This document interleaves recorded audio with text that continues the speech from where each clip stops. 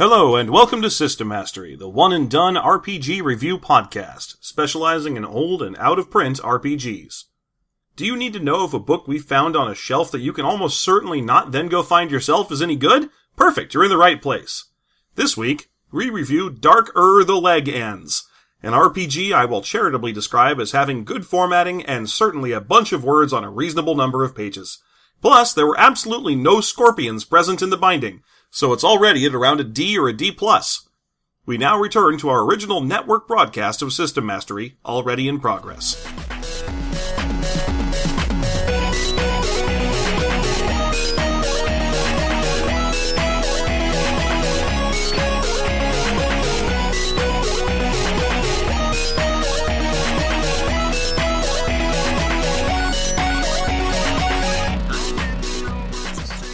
Okay, so give me two reasons why an adult would enjoy the great taste of Cinnamon Toast Crunch. Well, it's a uniform shape, and it's got ridges for maximum tongue grippage. That's true. It does have ridges for maximum tongue grip. I never thought of that. Yeah. It's certainly not because of the high sugar viscosity content. No, definitely not. No, it's like sliding the things down your mouth like a bunch of slaves moving a log along a series of sledges or something. Not that. No. Never. No. The cinnamon sugar has nothing to do with my enjoyment of Cinnamon Toast Crunch. Yeah, it's tertiary to the entire thing at best. At best. Yeah. I like the way it explodes into little razor shards that bury themselves in the roof of my mouth because I deserve pain. Oh, but why aren't you just eating Captain Crunch then? That's what you do if you really want to just destroy your mouth. Let me ask you a quick one about Captain Crunch. What are they? What is that shape? What are we eating in there? I think treasure chests? Nubbins? Pillows? I think it's just... Are they the giblets of his enemies? Maybe it's nipples? Because those are Captain Crunch's nipples. Captain Crunch's nipples. Because you can tell with Cinnamon Toast Crunch, you're eating little toasts. I mean, yeah, they're just squares, but they're almost like little toasts. They're supposed to be little toasts. But with Captain Crunch, it's like, these are like pillows or something. Yeah, they're just little bits. They're just things. Yeah. They're like kibble flavored and shaped. They're not flavored. I don't know what the flavor of Captain Crunch is. Yes, they're kibble flavored. What is the new Captain Crunch Oops All Kibble. Oops All Kibble. Oops, actually dog food. More bone meal than we usually put in Captain Crunch. And that's saying something.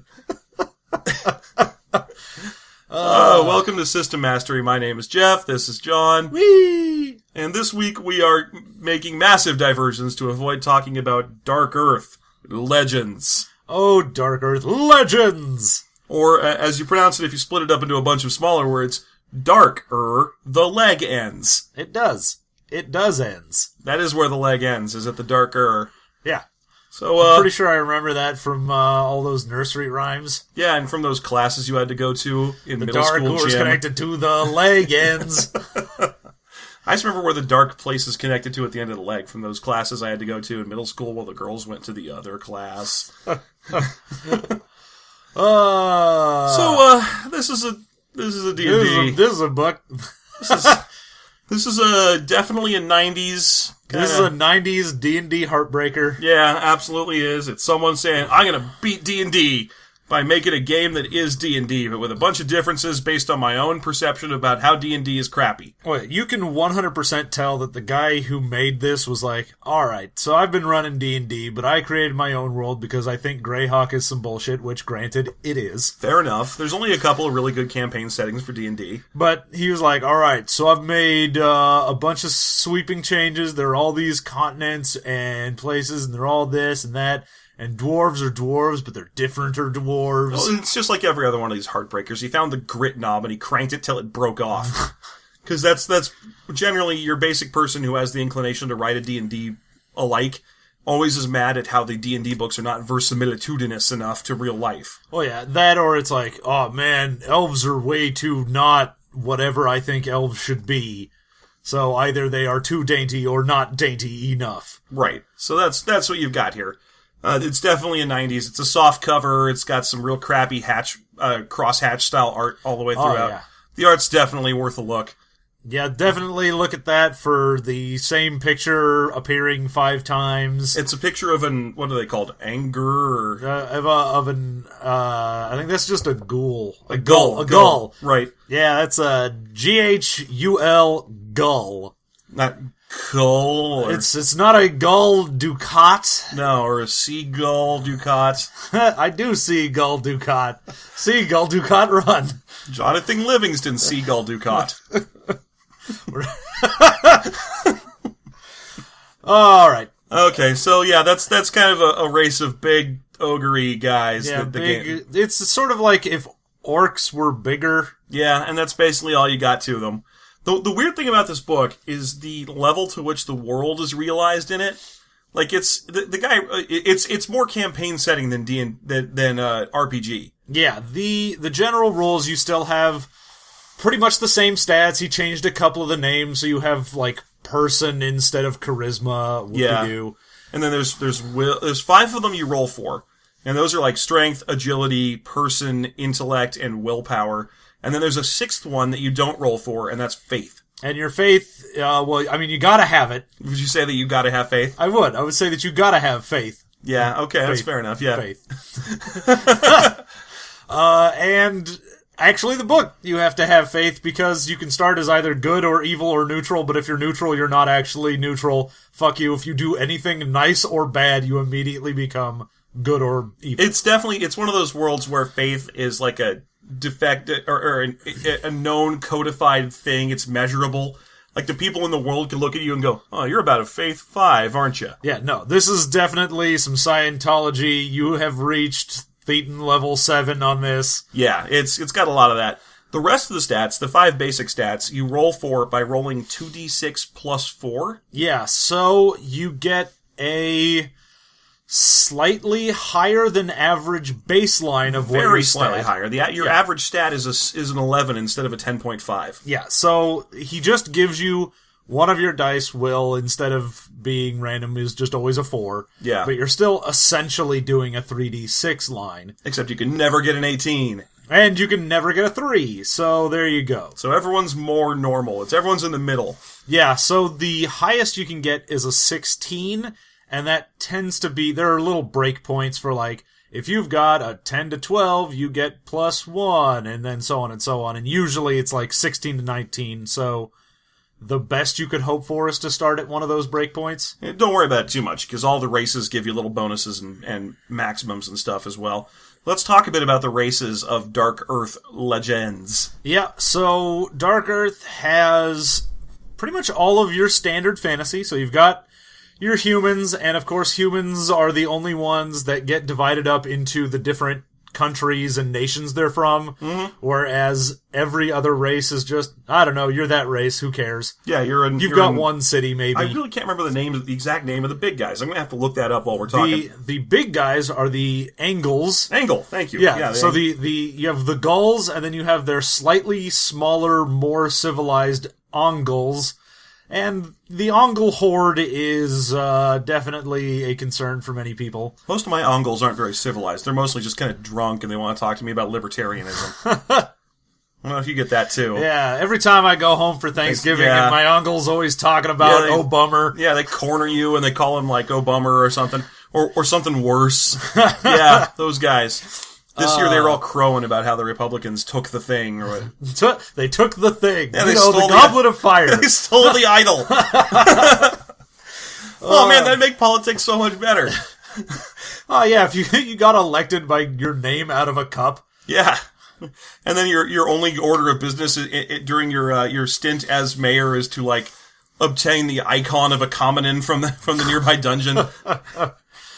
So yeah, you've got your big, giant, burly mans, which are the Anguls. Then you got some dwarvies. You got dwarves, and dwarves are dwarves. They live in mountain cities. They've got beards. They're all super grumpy. Yeah, they come in 2 flavors. A lot of things in the book come in 2 or more flavors. So dwarves come in Dwarven Dune, which is like good dwarves, kind of, and then Common Dwarf, which is like their angrier, shittier friends. That's kind of what the 2 of them are. Like Dwarven Dune get to be special classes that other things can't be, and always have to be good guys, and And in a common theme for the book, they have to give a lot of their money away. Where common dwarves are just grumpy, douchey shitholes. Dwarves in this book have barbarian berserker rage.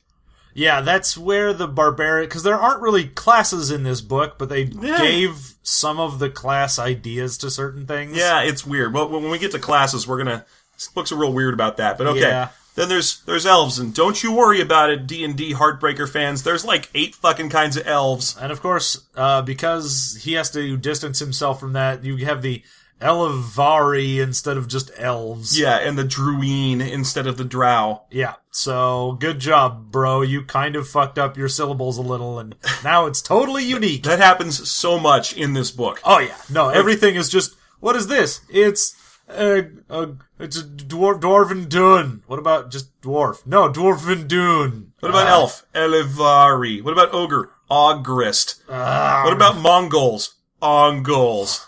What about Moors? Moor. M-O-H-R. Yeah, so they're J. Moors. They're comedians that do a passable walking? Yeah. That's what they are. All right, fair enough. That's being mean. He does a really good walking. Walking's hard to do. Yeah, no. He's a passable comedian that does a good walking. There you go. That's perfect. Yeah. So you've got the Elevari or whatever. And the Druine and the half-elf and the Harrow elf.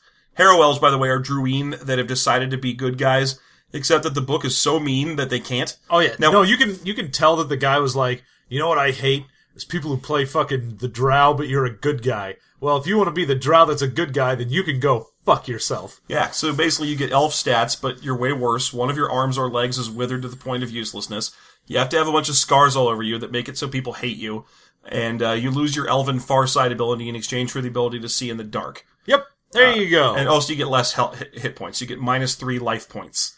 Yeah, you are just a worse version of either the Druine or the Elevari. Your choice. You're just crap. Yeah. You're just a bad version of either of them, and there you go. That's what those are. So you got all kinds of elves, most of which are pretty bad, and then the only interesting new race is no gnomes, no hobbits. No, basically you get kind of that as a like a monster race. The kobold in this is essentially just sort of a shitty gnome, like a Svirfneblin. Svirfneblin. Svirfneblin, they like the underground gnomes. Surf nuggets. Surfnublins. Surfnublins. That's what those things are from now on, Surfnublins. Yeah. Surfnublins. I feel racist saying that. I can't tell why. Yes, all of our gnome listeners are going to be real pissed off about that. Or someone, I don't know. So yeah, there's basically, those are the 5 core races you're supposed to play as are humans, dwarves, elves, shitty, hunched over crap elves, and Angul, which are great big burly dudes. Yeah. And then the half-elves. Oh yeah, half-elves, yeah. Another elf. And then there's 3 more races that they include as examples of how to build your own monster race. Yeah. Which include the Dark Elves. Yeah, the Druine, the Drow are sort of their own, like, maybe you make an evil race. And then there's like a werewolf. Yeah, if you really want to be Wolfman, go for it. I don't even remember those. I kind of glossed over, because they're mostly just examples of how easy it is to build races in this. Yeah, this book really is all about the build your own anything. Yeah, a lot of it's just do that yourself, what are you asking me for type writing. And it's weird because a lot of it is peppered with these kind of obviously type exclusions. Like we were just talking about this with the spell descriptor with the, if you want to create a spell that specifically creates arrows that do damage only to dragons, then you need to hold some things in your hands when you cast the spell to serve as focuses.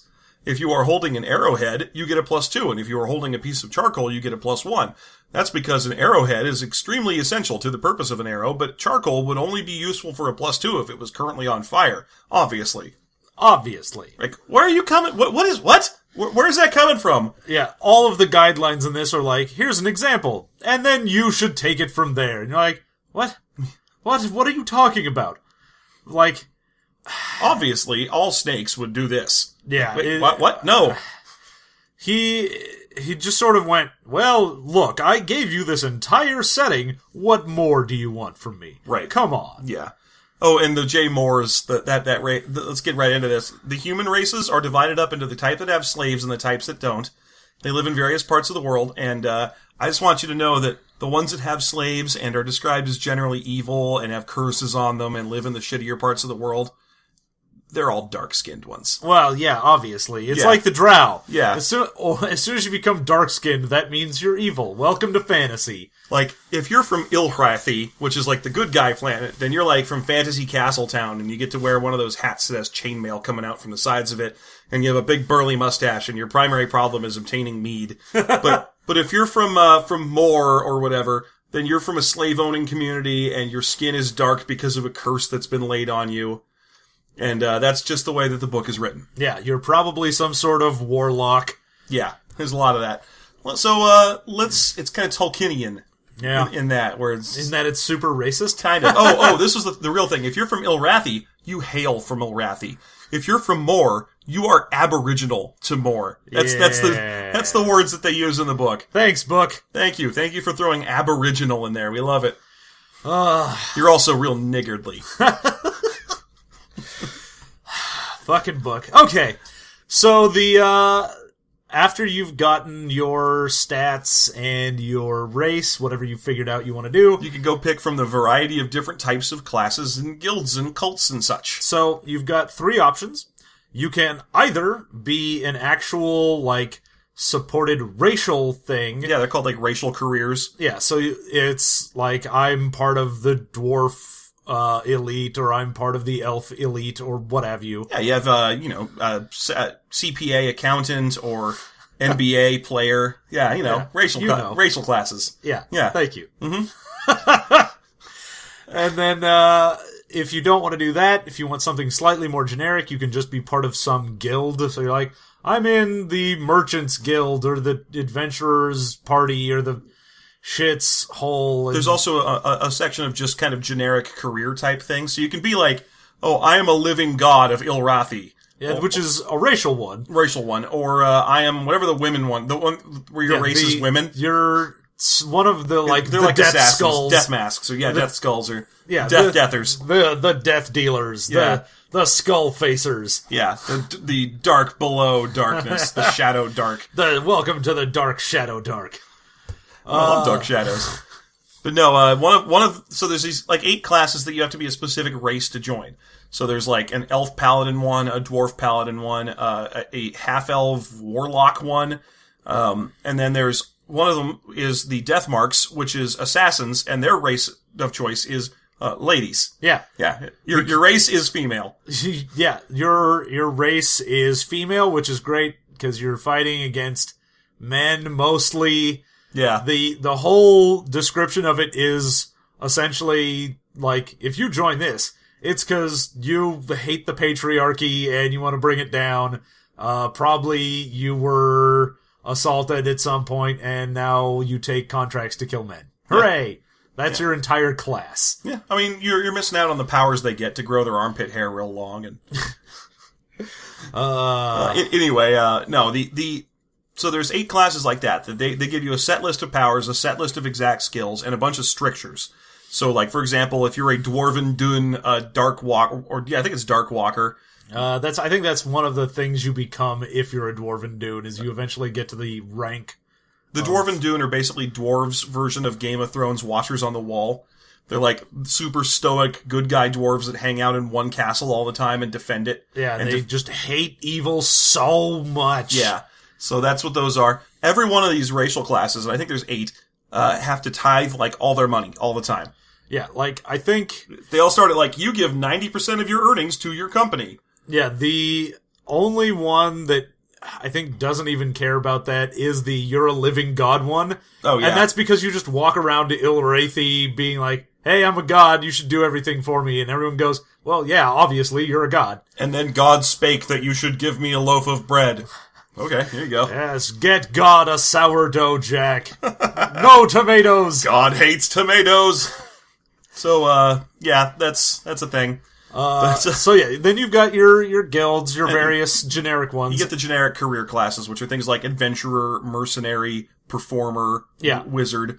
And those get, all they are, and this is real weird to come to, is Like, if you look at mercenary or lore master, for example, lore master is just a list of skills. Yep, it's just things you have to spend your skill points on. You get X number of learn points, which I think is like half of your intellect or something. It's goes up with your rank of intellect. So like, yeah, that's right. 10 to 12, you'll get 3 points, and so on and so on. So then you look at you say, I want to be a lore master. So you go, okay, I got 4 learn points.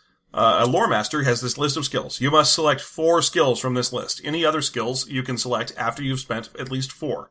So you look down the list and you go, okay, well, as a lore master, I'm going to take acrobatics, knowledge bats, knowledge heights, and communism. And then if I have any extra, I can take something like sword use. Yeah, but you don't. Nope. It's unlikely. Most of the skill lists for things, the way it's worded is sort of weird, because it says you can't, like, put points into other things until you've spent points on whatever your skill list is. And anytime you have a skill list, which several of them have, which is longer than, say, 5, means you can never spend your points on anything but these ever. Right. So there you go. That's what those are. And that's, I'm not joking, that's all they are. Like, lore master is literally a little description about what lore masters are, and then their skill list. Yeah, some of the guild ones have, like, maybe you'll raise in ranks, so if you're like, I'm a mercenary, occasionally I'll be like a merc captain or something. There's a section of careers, and then immediately following that is a section of guilds. And guilds are things like, oh, I'm a crossed blade. It's a mercenary faction. I have to have a tattoo of crossed blades on me, and I have to do specific jobs for them sometimes.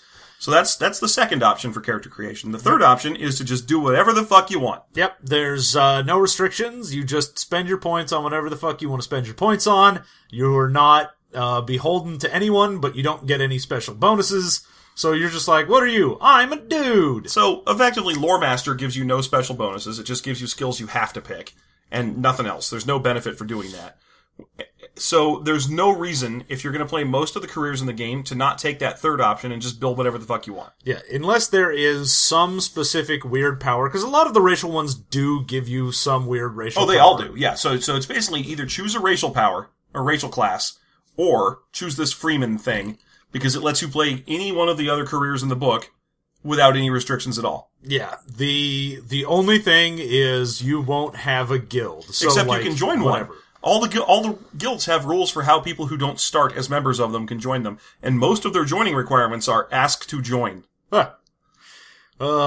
Yeah, so the character creation process already sort of begins to break down right there, and we haven't even gotten into how you then create the character off of that, because picking your, like, it is technically a class, but it doesn't give you this is what you spend things on. It just tells you this is sort of what you would have to spend things on first.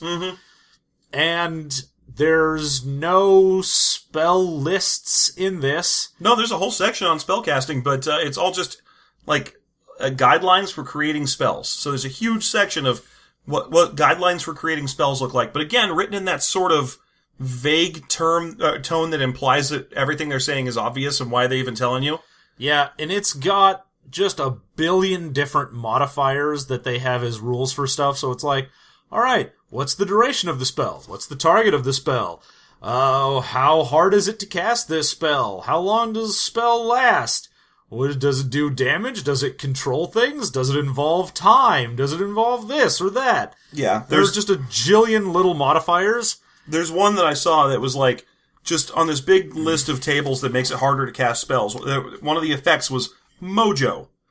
It just said Mojo, -2 BSP or whatever the fuck, like, their chart is for difficulty of spells. I did never find the word Mojo anywhere else in the book. I don't know what it does. I know nothing about it. I have to assume that was probably in an earlier edition when he was writing this, and he just never bothered to find it. Is it harder for the character Mojo from the X-Men franchise to create spells? It is so much harder for Mojo Jojo to cast a spell. Or Mojo Nixon? Mojo Nixon? Yeah, Mojo Nixon. He's the lead singer of his own band named after himself. Do you not know about that? No. Oh, wow. Okay. Well, anyway, Okay, so anyway, Way to put your hipster glasses on. He's way older than hipster stuff. It's not like I'm talking about the lead singer of Vampire Weekend or something. Yeah, but people know what Vampire Weekend is, you fucking hipster. People know what Mojo Nixon is, too. I'm just surprised you got the... Well, no, of course you know the Mojo from X-Men. What am I talking about? He's on your shirt right now. He's literally on me right now. Ah! I have an idea for a TV show. Get me Morph! My idea is to have X-Men fight. Whee! That's always your idea, Mojo. God damn it, how did you rise up in the world of TV programming? My universe is stupid. Well, I mean, actually, yes, canonically it is. Okay, so anyway, we don't know what Mojo does. Yeah. But there's the whole magic section is all the room that they take up that they could have been like, magic missile and spells and so on is instead all this just kind of generic catalysts and like base elements and stability reaction guides and stuff for writing your very own spells. And the thing is, because it has just a jillion little modifiers, and when I say that, I mean there's a page that lists all of the like pluses and minuses when you're casting a spell, and it is a full page of just this, -1, -2, -3, -10/-1, minus this, +3, -2, and it goes on forever. And then not only is there the page listing that, then there are just pages and pages where they describe each one. Here it is. So it's not enough to just say that, like, something will do, like, an illusion. They then have to describe each version of an illusion and how it does that in, like, a little paragraph. So you end up with almost as many pages dedicated to trying to make your own spells as if they had just been, here's a list of spells. Yep, that's absolutely true. Illusions have, like, 8 things that could possibly make your spell harder to cast. And some of them include cute little, modifier, calculations. I don't really know what you're supposed to do with them. So, for example, time control travel includes, its difficulty of -10 plus time divided by 3. Yep. There you go. I don't know what that means, but great. Is that the year you'd like to travel to divided by 3? So if you wanted to go to, 1968 to see something interesting, you have to divide that by 3 and then add 10 minus 10 to that to get to your total difficulty modifier for the spell? Or is it the amount of time you wish to travel relatively, as in if you want to go 4 hours into the past, you divide that by 3, or is it the amount of mojo you have? Yeah, so the spells are, and among the spell things, there are also the little sample spells. And they'll be like, yeah, here's a spell that you could cast. It's this. But then they don't really tell you how they arrived at a lot of things. It'll just say, here's what the actual, casting difficulty would be. Okay, well, how did you arrive at that? I don't know. Orinar's Nose of the Wolf. Its casting difficulty is -4. It drains 3 willpower points, +1 per additional day. Range is self, target is 1, area is none, duration is day, and faith is neutral. It doesn't have a faith component, okay. This bodily control spell gives the caster the ability to increase his sense of smell to be as good as a wolf's. He can then smell enemies on the wind, track fresh scents, etc. etc. And what does this do mechanically? This spell will last 1 day plus 1 day for every additional point of willpower. No, but mechanically, what does smelling like a wolf do for me? Other wolves will try to have sex with you. Oh, okay. Because you smell so much like a wolf. Yeah, I got it. I get it? I got what you're putting down. Okay.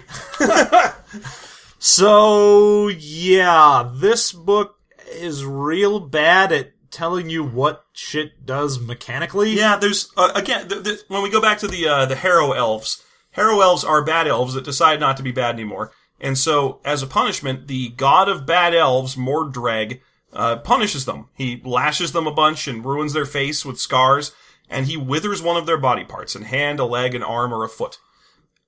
And then that's a whole section that they get. They get a withered hand, arm, leg, or foot. Now, of course, you'd assume that having a withered leg would have some kind of mechanical disadvantages, but no, it does not. It's just a little description that says you have a withered leg. Yeah, no, I could roll up a dude, have a 16 agility, and a withered leg, and it would not matter even a little bit. No, it's just flavor. It's weird. The Harrow Elves are terrible. They are everything about an elf with a couple of penalties strapped onto it. Yeah. And then right next to that on the same page is this little descriptor about how to make your players happy, because there's these boxes in the book that are kind of, for the DM. Yeah, well, there's a bunch of Darkurthe Mastery sections. Right, Darkurthe Mastery.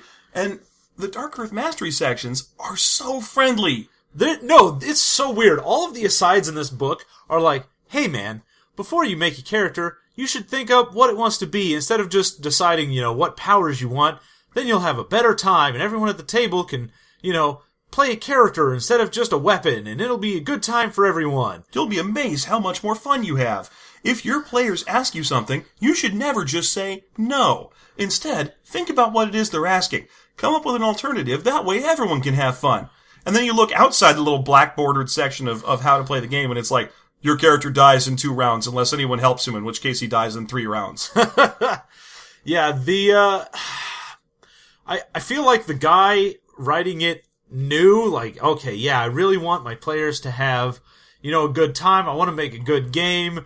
I understand that there are weaknesses within the whole D&D thing where it's adversarial, like he understood that problem of the adversarial DM, and then just continued making a system that didn't give a fuck about that. Right. Well, he has the same problem that a lot of people have with D&D, is that they look at it and they see a bunch of abstractions, and the abstractions piss them off. Because they're like, well, it doesn't make any sense. People swing swords way faster than that. I need to write a system that's actually granular to how fast people swing swords. And then they realize, they don't realize it because they've written a great book and they're very proud of themselves, but everyone else is like, this sucks. I don't want to model every single sword swing. I want to model the ones that matter. Yeah. That way I can describe an interesting, fun combat. Instead of this, where combat rounds are like 3 seconds long and they have 6 actions in them, and you have to roll initiative, and then you'll get a lot of attacks while other people are just standing there, but a lot of your attacks you're going to have to use to parry other attacks. Yeah, the weird thing is the book, your weapons don't have a different damage based on, like, weapon type, so you don't have, like, a list of, a broadsword does 1d8, this does 1d6. Instead, you have, how heavy is your weapon or armor? And what is your strength? So if it's really hard for you to pick up and swing a weapon around, then it's harder for you to do stuff. So you're like, alright, if it's super heavy for you, then you're like -2 to try and do anything. And you can't, like, if it's super heavy, you can't even swing a sword. But if it's just heavy, then you get like a big negative to hit and you can't parry. And there's all of this stuff based on weight. And it's weird because the penalty for weapon weight is way worse than armor weight.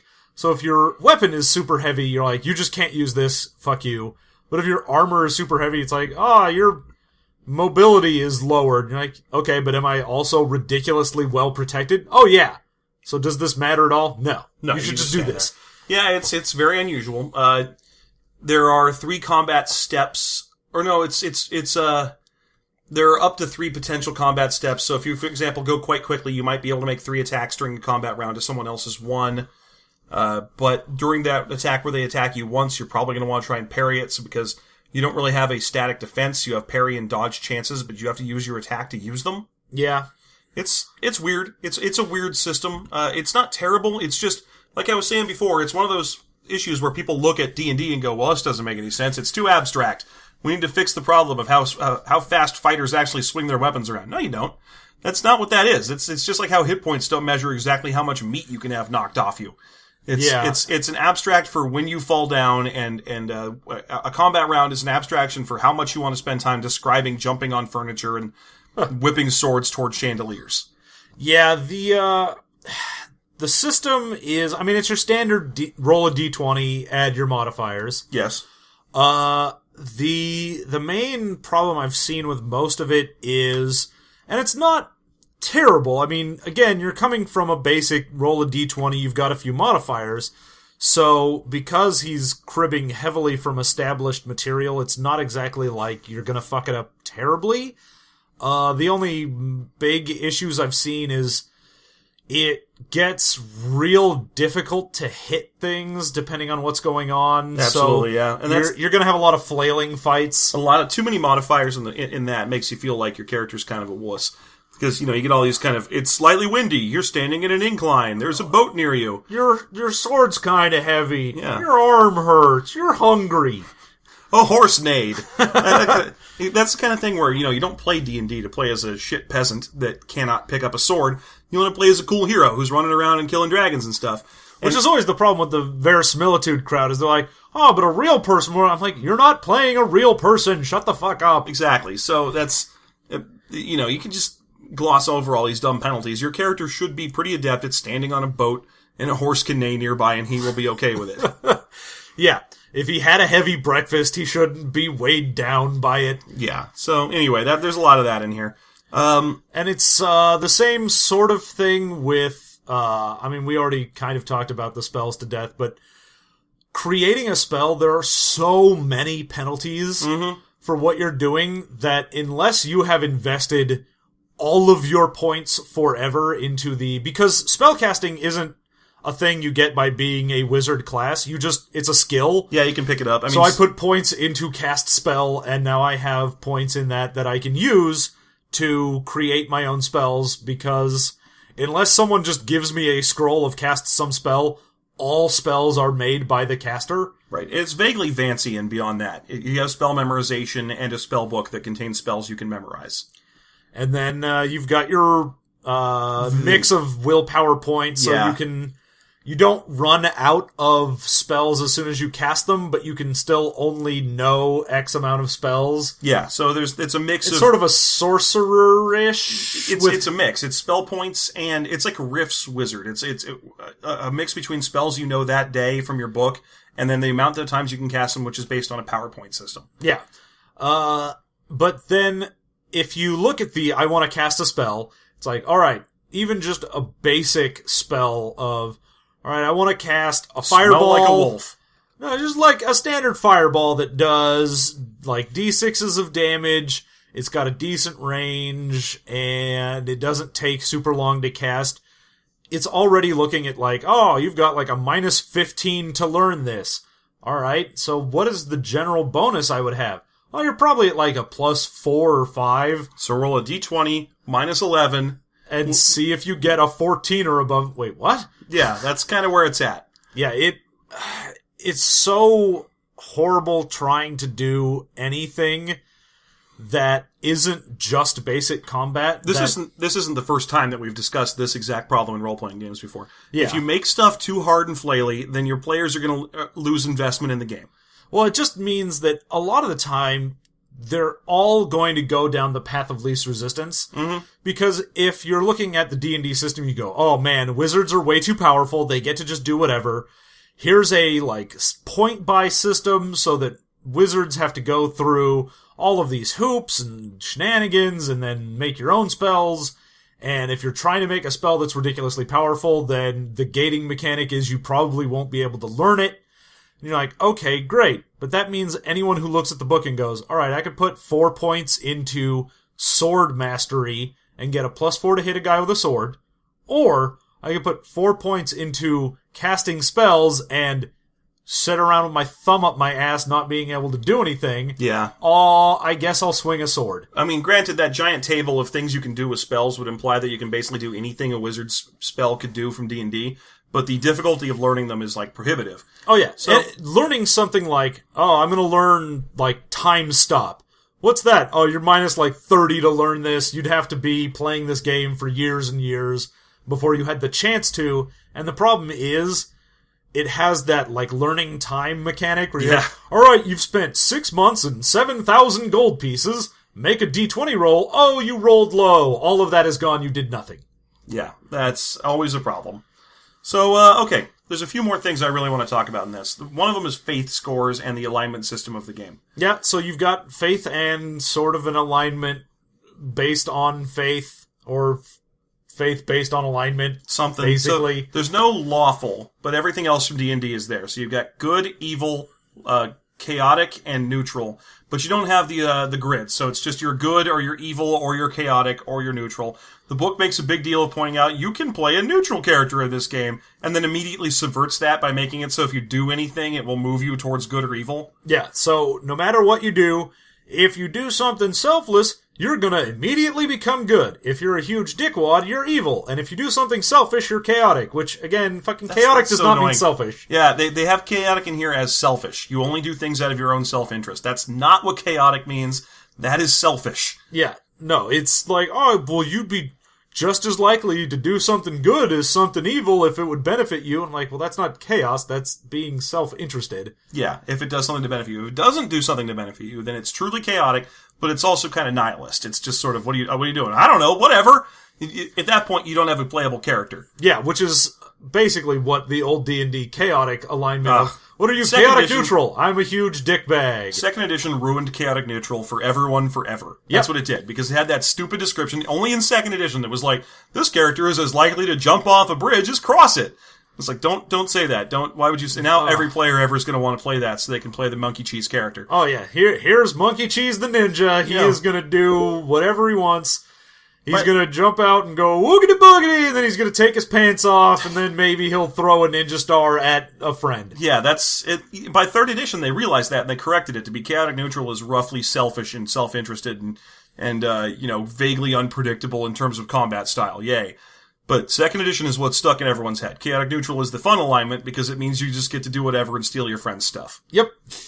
So this book has chaos, which is chaotic neutral kind of. It's do whatever as long as it benefits you. Yep. And then good and evil. And here's the reason I want to talk about them. This book has determinism, or an absolute certainty that gods are real. Yeah. So like most fantasy settings, gods are real. People see them. When you pray to them, they can answer you. Right. You can still be an atheist, which is, at this point, a very difficult proposition. Huh. It's like, I don't believe in gods. There's one. Oh. I don't believe that. He's just wearing a fancy suit.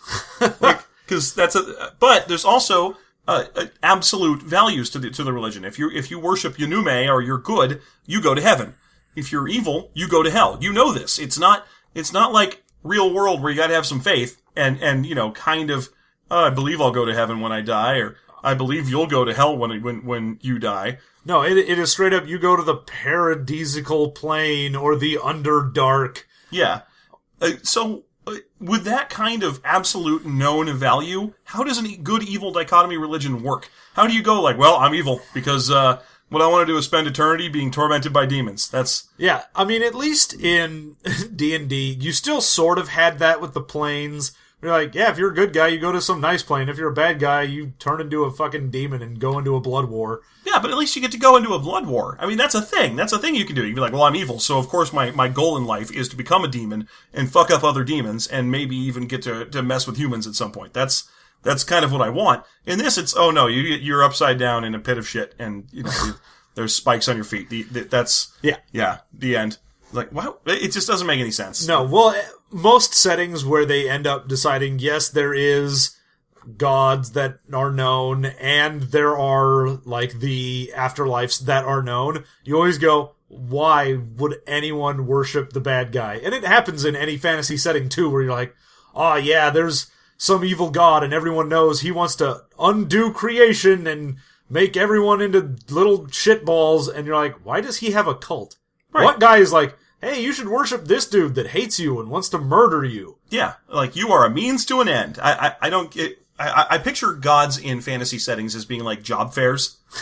Like, you walk in and there's the good guy god. He's like, I'm Iluvatar. I'm the god of light and justice. If you worship me, then I'll rarely answer your prayers, but when you die, you get to go to the happy hunting grounds, and it'll be really fun. Also, no sex! Oh, well, next. But then you go to the other guy, and he's like, I'm the god of evil. Well, will you give me power if I worship you? No, you'll go to hell.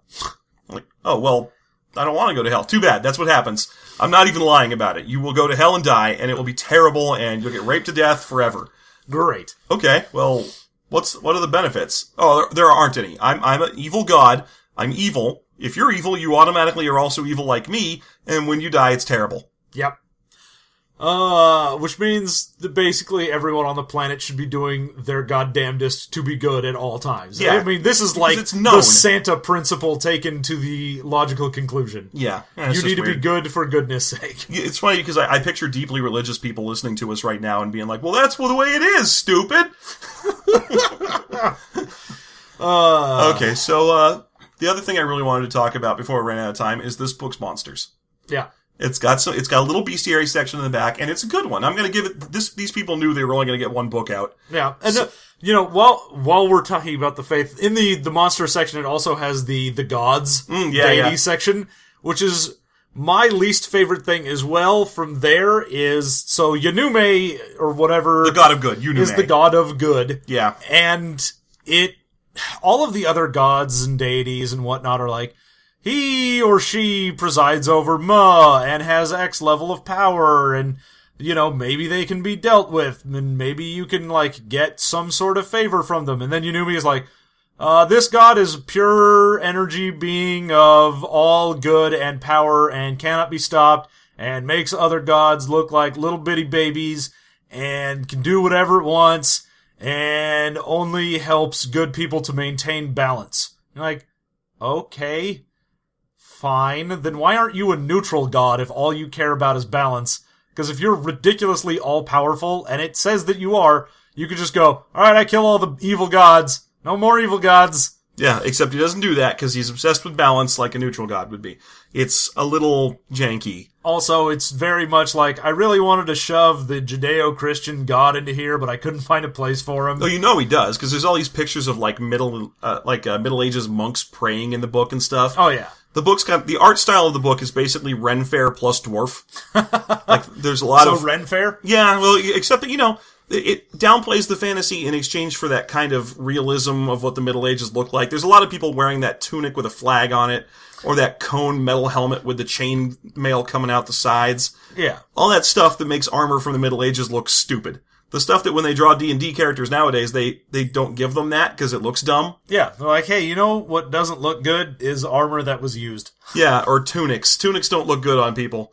They always look bad, especially when they have that big flangy cross on them. That looks dumb and you shouldn't wear it, except in this book where there's a lot of that. Yeah.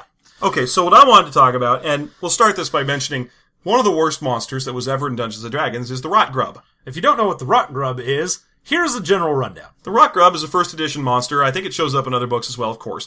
But effectively, the way that the Rot Grub works is you're walking around as a D&D adventurer, and you stick your hand into a treasure chest or something. And instead of getting nice treasure, you get rot grubs. And they burrow into your arm, and they kill you in a d6 rounds unless you, cut your own hand off. There's no defenses, there's no saving throws, there's no interaction of any kind. It's just a monster that is designed to keep your players from doing anything. I'm not going to stick my hand in anything, or everything I touch, I'll touch it with a sword first, forever. Oh yeah, it is a paranoia monster. Yeah. This book has 7 of those out of 30 monsters. It's mostly paranoia monsters.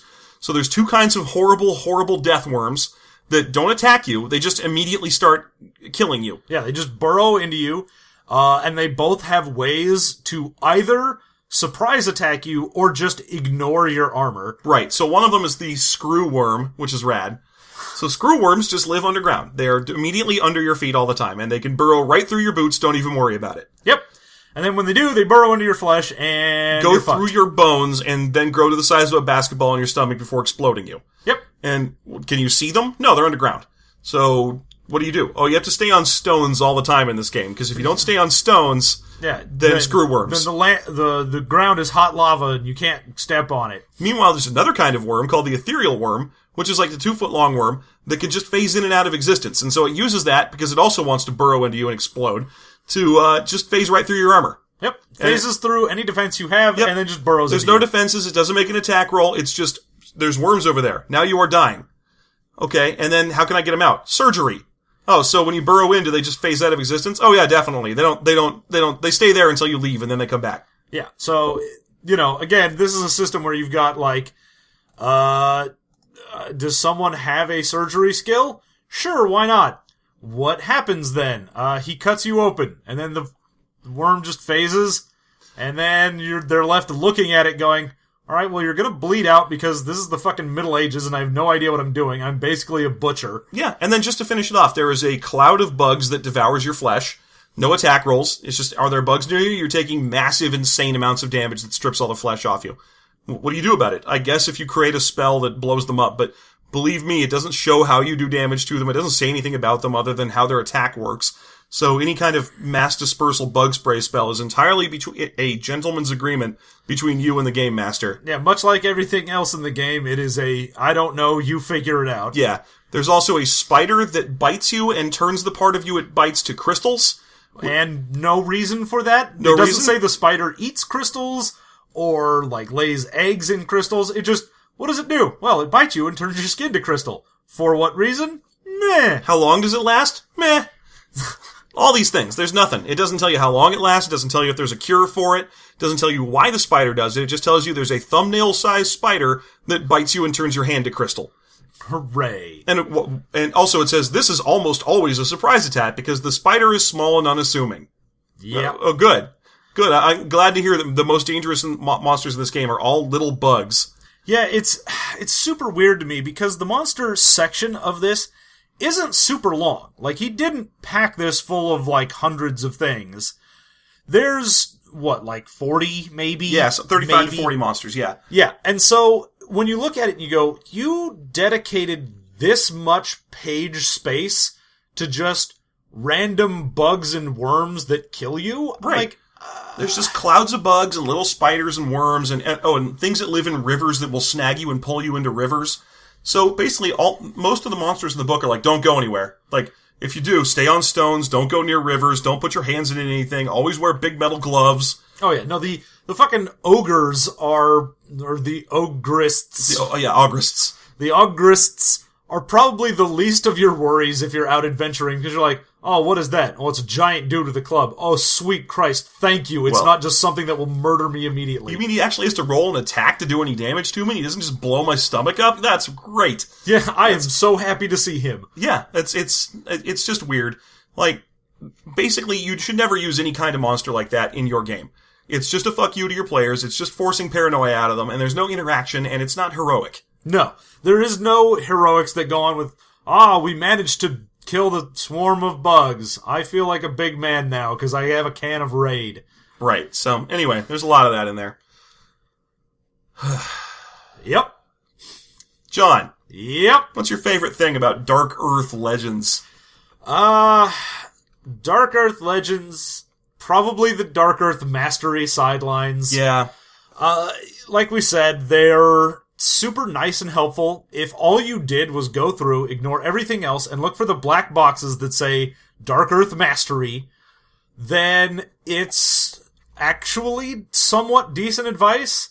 There are mastery sections for, like, your race and casting spells and stuff like that, and anytime there's a mastery section, it gives you things like, hey, when you're picking your race, don't try and worry about which one gives you the best bonus or which one has the coolest power. Make a character and try and follow along and decide what you want to play first. Okay, great. Awesome advice. With the spell casting, they're like, alright, when you're making spells and you're doing stuff like that, don't try to just break the system. Use your spells as an outlet for your own creativity. And you're like, alright, that's awesome, because you're trying to play to the strength of your system, which is you get to do whatever the hell you want. Awesome.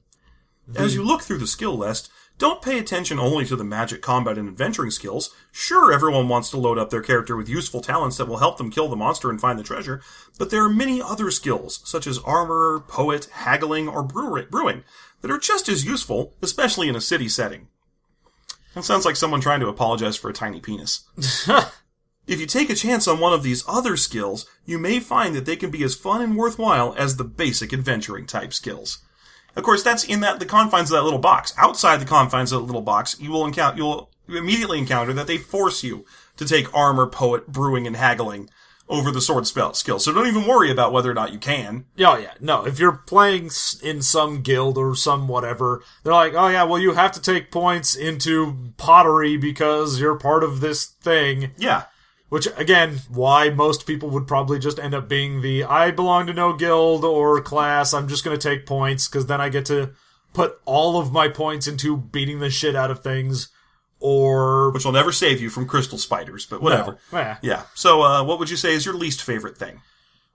Least favorite thing is, we didn't mention it in the beginning, but one of my least favorite things in this is it's got all of the alpha testers and the beta testers and all the things in the credits, and like 90% of them have these little nicknames, so you're like, alright, so what was done here? Well, we had Paul Shut Up and Die Quietly Davis, David, kiss me or my axe, Mackie.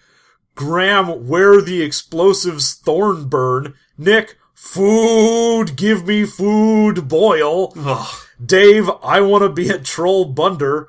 Andrew, okay, so I died again, Belgard. And Grant, kill! Sorry, Guildmaster Thorax. And it goes on. Your nickname is Kill, sorry, Guildmaster? Yeah, like at least some of them are like, what's this guy? Kees Jan Dutchman Koster. I'm like, alright, Dutchman sounds like a nickname you'd have. Dutchman's a nickname. If you can write it on the side of an F-14 pilot helmet, it's a nickname. If it's Kill, sorry, Guildmaster, you can't have that. That's not your nickname. Your nickname, I'm gonna guess, is Nerd Bro. Yeah, when you're Mr. Cliche, great. That's a nickname you can have. Is it dead yet? Not a nickname you can have. No. Your nickname is Dorklinger. So yeah, this is one of the best because it is just all over the place in the test group area, and it's so terrible, and it makes me love it for how bad it is. Yep. Alright, so, Jeff, your favorite thing about Darkurthe Legends? The leg ends. I really like the section of monsters outside of the evil, killy, automatic monsters. He did a good job of putting in a bunch of monsters that aren't just orc, like, I know that there's probably one in there called a Grork that's an orc with a slightly different name, but there's a lot of really interesting kind of demon monsters and cool giants and trolls that are pulled from different sources than the standard array of fantasy Heartbreaker monsters. And I thought it was a good job for him. Yeah, as much as he just sort of renamed a bunch of the races for his class builds, you did at least get some interesting stuff in the monster section that was unique. Yeah. So that's what I like. I like that he actually has an interesting... And that he has a bestiary in here at all. A lot of these little Heartbreaker softcover books don't have one. No, they just sort of expect you to create your own. Which, given that the entire book, for the rest of it, was create your own. Yeah, that's true. A lot of them also expect that this is the first book of many. Yeah. That's so cute. So cute. Yeah. All right. All right. So, your least favorite thing in Darkurthe Legends? Well, I kind of want to say it's the shit kill you monsters that are in here, but we talked about them so much. So I'm going to say that it's the combat system. I really don't like that ultra granular combat system. Like, if you look at the example of play, it's like, two guys and a zombie are fighting. But the first round, the elf can't attack because the zombie has a spear, and the spear's got a range of 2, and the sword has a range of 1. So he has to infight instead of fight, and that means he has to step in towards the zombie. Now the zombie has an infight range of 0, and he needs to take a step back in order to swing with a spear. But he can't until turn 3 because of the obvious way that turn arrangements work. It's like, no, don't make combat should be a very simple flowchart. Oh yeah, we didn't really get into it, but the amount of maneuvers and shit you can do during combat that then affects where you go in the next round. It's like, what happens? Well, I did an infight, so that means I'm gonna go right before whoever I infight through, which also puts me before the guy I infight had before or after him.